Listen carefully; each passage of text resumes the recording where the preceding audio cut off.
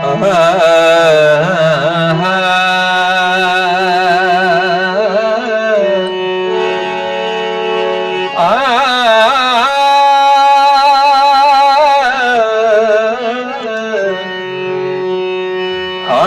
कीन अजीब केॾा साल थियनि पराओ देस पिरन खे अलाए कीअं वञनि असां हिते ओसियड़े में हो यको पिया तवरनि प्यार ॾेई पीरी छॾी जर अछा वार पवनि ओ हाणे चाचा चाचा कन्हैया माण्हू वेठा महर खे आई न भाई ही सिर साईं तो वटि गिरविया ओ ढोलण मर्ज़ी तुंहिंजी पुराणल मर्ज़ी तुंहिंजी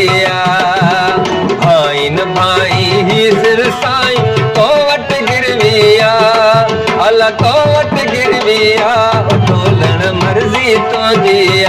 पुराणल मर्ज़ी तुंहिंजी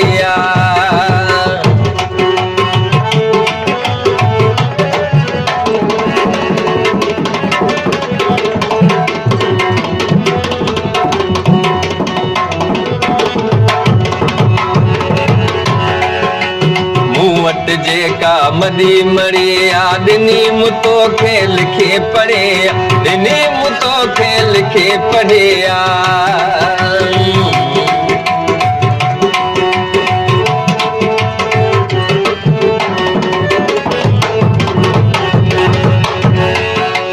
मूं वटि जेका मदी मरी ॾिनी मुतो खे लिखे पढ़े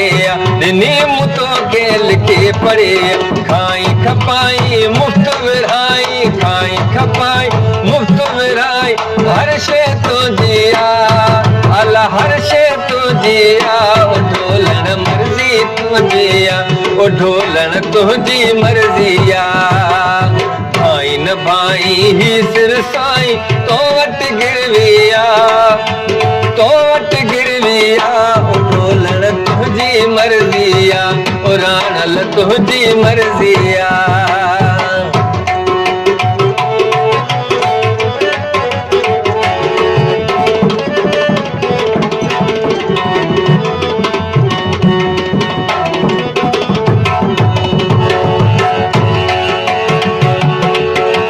गोल वञी जे गोल न सघंदे ड्रिबाई जहिड़ो चरियो न मिलंदे ड्रिबाई जहिड़ो चरियो न मिलंदे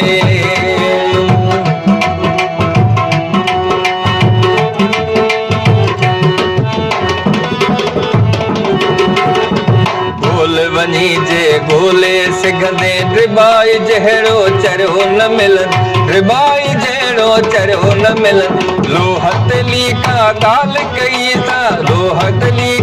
ॻाल्हि थी जेका लोहतली का ॻाल्हि थी जेका पहिरीं आखिरिया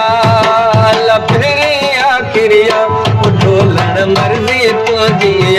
पुराणल तुंहिंजी मर्ज़ी भाई न भाई ही सिर साईं तो वटि गिरविया